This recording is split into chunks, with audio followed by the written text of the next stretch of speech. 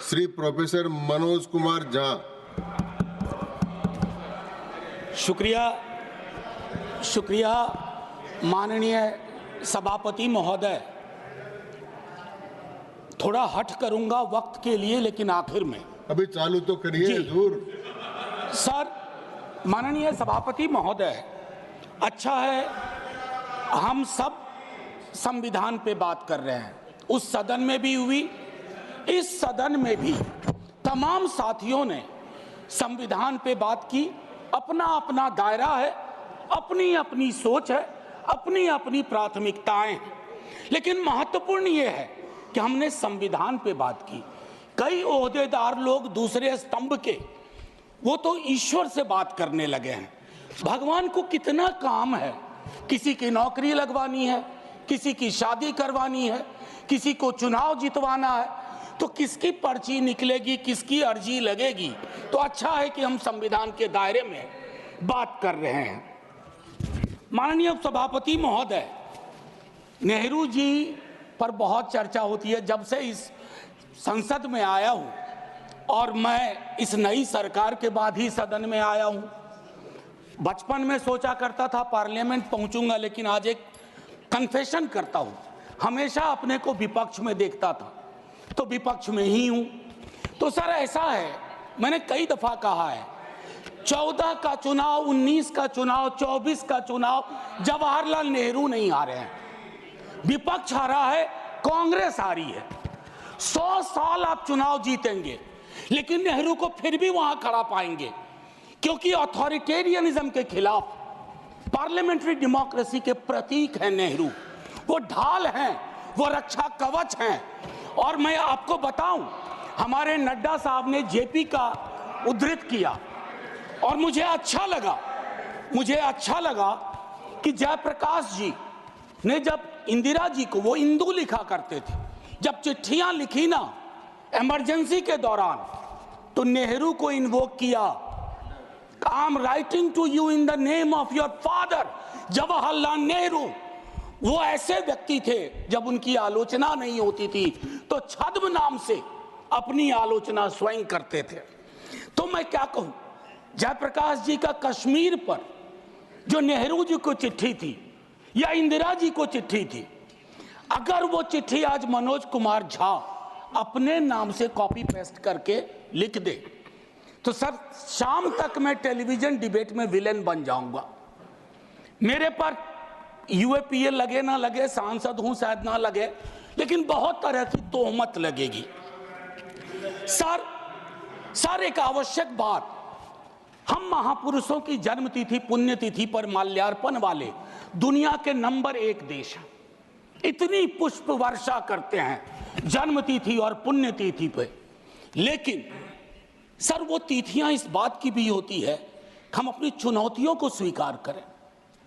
अगर हम संविधान दिवस मना रहे हैं, क्या फ्रीडम के बारे में नहीं बात होनी चाहिए? दोनों तरफ ऐसी बातें हो रही हैं, मेरी कमीज सफेद, तुम्हारी कमीज गदली। अरे साहब, संविधान की कमीज देख लो, वो गदला ना हो, उस पे दाग ना पड़े, ये हमारा दायित्व होना चाहिए।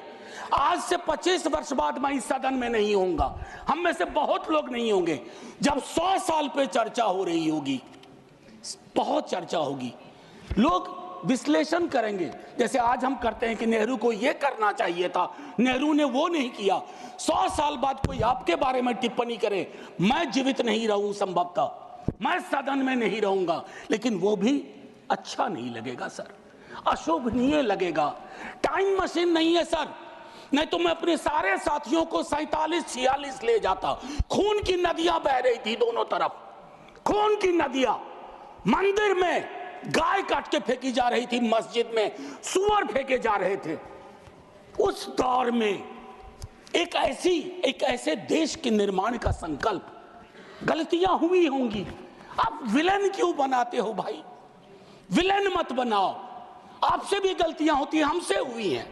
मैं सिर्फ इतना कहता हूं माननीय उपसभापति महोदय, कि जब हम तबसरा करते हैं इस तरह के नेताओं पे, तो हम भूल जाते हैं 47 में इस देश की क्या हालत है। सर आपने घर बनाया हो, मैंने नहीं बनाया अभी तक, मेरे पिता ने बनाया। सर ग्राउंड फ्लोर बनाने में सबसे ज्यादा मेहनत लगती है, नींव है वो। नेहरू और अंबेडकर, पटेल, आजाद ने नींव डाली। आप सेकंड थर्ड फ्लोर बना रहे हैं, उन्होंने फर्स्ट फ्लोर बनाया, आप 5 फ्लोर और बनाइए, लेकिन नींव के बगैर फ्लोर किसी काम का नहीं है, ये याद रहना चाहिए। सर माननीय उपसभापति महोदय, हमारे प्रधानमंत्री जी, भाजपा के कई साथी, और चूंकि ये संविधान की डायरेक्टिव प्रिंसिपल्स में है कि यूनिफॉर्म सिविल कोड, सर मैंने विस्तार से अध्ययन किया है, नड्डा साहब ने भी अध्ययन किया होगा, तमाम साथियों ने।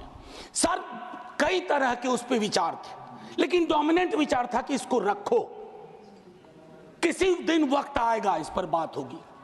सर 44 आर्टिकल जो कि ड्राफ्ट में 35 था, उससे पूर्व आर्टिकल 39 क्लॉज सी है sir, about concentration of wealth. Income inequality का इस देश में जो आलम है, हम टाइम बॉम्ब पे बैठे हुए हैं, टाइम बॉम्ब है ये, और ये सबको इंपैक्ट कर रहा है, ना सिर्फ गरीब मजलूम वर्गों को, मध्यम वर्ग को। अभी हालिया रिपोर्ट आई कि प्रॉफिट मेकिंग कंपनीज, लेकिन उनकी प्रॉफिट का एम्प्लॉय के सैलरी में कोई रिफ्लेक्शन नहीं है सर। रिलेटिव डिप्रिवेशन का जन्म हो रहा है। 44 तक पहुंचिए यूनिफॉर्म सिविल कोड तक, लेकिन रास्ते में एक मील का पत्थर है आर्टिकल 39C। वहां रुकिए, ठहरिए, सोचिए कि इसको, क्योंकि अंबेडकर साहब को आप कोट कर रहे थे सोशलिज्म के बारे में कि वो कहते थे कि वो तो रचा बसा है, सेक्युलरिज्म रचा बसा, मानता हूं, लेकिन उन्होंने नेशनलाइजेशन ऑफ लैंड और इंडस्ट्री की भी बात की थी। मैं उसकी पैरोकारी आज के दौर में नहीं कर रहा हूं, लेकिन ये जरूर कहूंगा कि प्राइवेट प्लेयर्स ऐसे ना हो जाएं कि एक को चादर से ढकने के चक्कर में पूरा देश नग्न सच्चाई से रूबरू होता रहे, ये नहीं होना चाहिए। अब सर मैं एक बात कहता हूं, आज जब मैं यहां बोल रहा हूं, इस देश के किसी न किसी कोने में सीवर से एक आध डेथ हो चुकी होगी, सीवर में उतर करके। खुदाई चल रही है इस देश में, कई जगह खोदे जा रहे हैं। एक खुदाई हम सब सांसद मिलके करें, वो जो सेप्टिक टैंक और सीवर में उतर करके जहरीली गैस से मरने वाले लोग, ये कौन है? ये हम एक हैं तो सेफ हैं में नहीं आते, ये हमारे हिस्सा नहीं है, इसी समाज का हिस्सा है। हाँ, ये अव्वल बात है कि हमारी जातिगत सीढ़ी नुमा पदानुक्रम में वो नीचे आते हैं, उनके उन पर गौर थोड़ा हम कम करते हैं, ये नहीं होना चाहिए। और मैं समझता हूं कि फ्रीडम की जब बात हो तो हम मूल्यांकन करें। फ्रीडम में हाइफन नहीं होता है, फ्री के बाद डॉम नहीं, जैसे जॉर्ज ऑरवेल की किताब में था, all animals are equal but some animals are more equal than others. इस देश में नाम और सरनेम से भी चीजें तय होती हैं। खालिद नाम है, जेल में रहोगे, सुनवाई नहीं होगी। हैदर नाम है, मीरान हैदर, नहीं सुनवाई होगी। इमाम नाम है, सरजिल इमाम, नहीं होगा। गुलफिशा होगी, नहीं होगा। तो ये सारी चीज, एक मिनट आप, मैं मेरा टाइम पॉज कर दीजिए, मेरा टाइम पॉज कर दीजिए, मेरा टाइम पॉज कर दीजिए। मैम चेयरपर्सन, मेरा टाइम पॉज कर दीजिए। Don't shout. मैम मैं सिर्फ इतना कहना चाहता हूं, अभी यहां बोल रहा हूं, मूलवासी बचाओ संघ मंच है छत्तीसगढ़ में, अनलॉफुल बना देते हैं आप। अरे कोई तो तौर तरीका हो, किसान विरोध करे, देशद्रोही है, विद्यार्थी विरोध करें नौकरी के लिए, नौकरी मांग रहे हैं आपसे, और कुछ तो नौकरी भी नहीं मांग रहे हैं, परीक्षा समय पर कराने की मांग कर रहे हैं। आप कह रहे हो अराजक हैं, नक्सल हैं। ये जो शब्दावली लेकर के, विशेषण लेकर के आप घूमते हैं, इससे थोड़ा बाज आइए। मैं कह रहा हूं ये टेम्पटेशन होता है जब बहुत बड़ी सत्ता होती है, 15वें वर्ष में, 11वें वर्ष में प्रवेश करते हैं, लेकिन उस टेम्पटेशन को रोकना मैच्योरिटी है, परिपक्वता, परिपक्व लीडरशिप की बात होती है। वैकल्पिक विकास की कोई मांग आपसे करेगा तो आप कहोगे नक्सली है। अब मैम चेयरपर्सन, एक और चीज कहना चाहता हूं, मैं पीड़ा साझा करता हूं बांग्लादेश में जो हो रहा है, साझा करता हूं पीड़ा। 71 के बारे में पढ़ा था, अभी देख रहा हूं। लेकिन मैम, मैं महात्मा गांधी पर जाना चाहता हूं। नोआखली में जब देश आजादी का जश्न मना रहा था, महात्मा गांधी नोआखली में दर दर भटक रहे थे, restoration of peace and normality, वो दौर था। उन्होंने एक बात कही थी, आज का दक्षिण एशिया है जिससे पाकिस्तान और बांग्लादेश निकला है, हमें इस बात का स्मरण करना होगा कि हमारी भूमिका सबसे बड़ी है। हम बड़े भाई वाली शब्दावली का इस्तेमाल नहीं करेंगे। We are the largest and the oldest democracy. बाकी में डेमोक्रेसी कैजुअलिटी हुई है पाकिस्तान और बांग्लादेश में, संविधान तक नहीं आया। लेकिन हम अपनी अकलियत के साथ कैसा व्यवहार करते हैं, तो हम कह पाते बांग्लादेश को, learn from us, to Pakistan, learn from us, this is how we treat. लेकिन हमारा रिपोर्ट कार्ड अगर उसमें कमियां रहती है, मैं Sit down.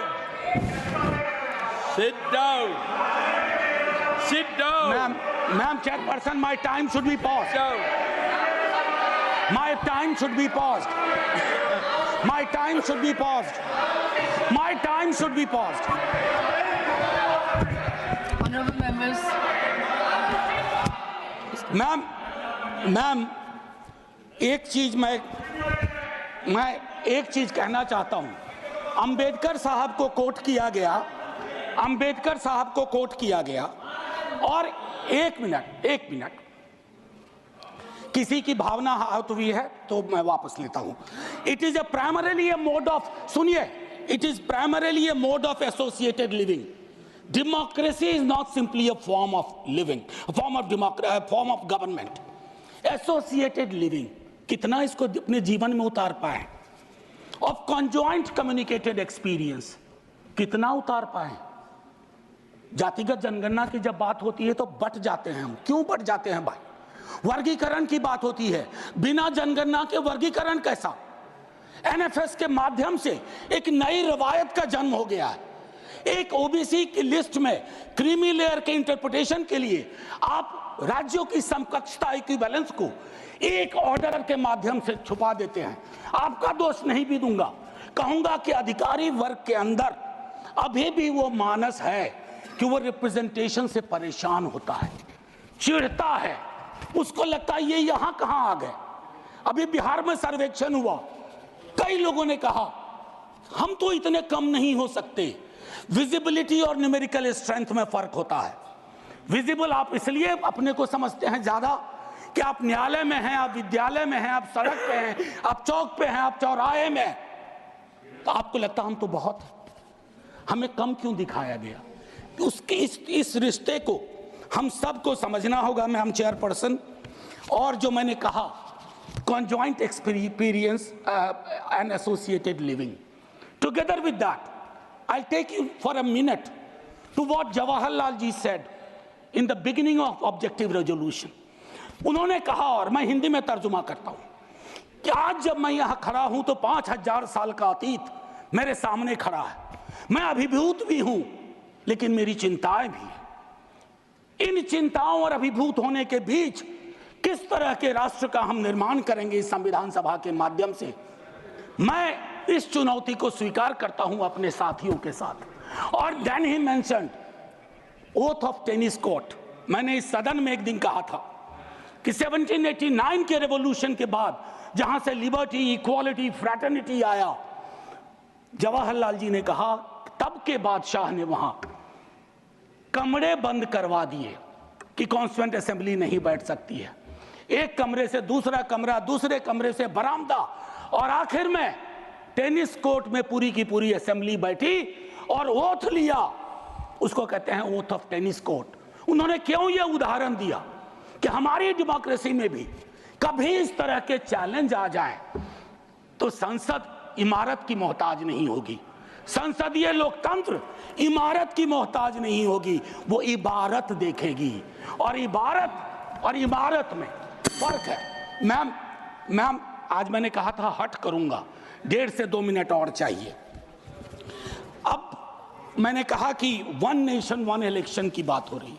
उस पर विस्तार से बोलूंगा जिस दिन अगर आया, अगर सिलेक्ट कमेटी को गया तो अलग बात है। लेकिन मैम, इस देश में 1 नेशन 1 इलेक्शन था।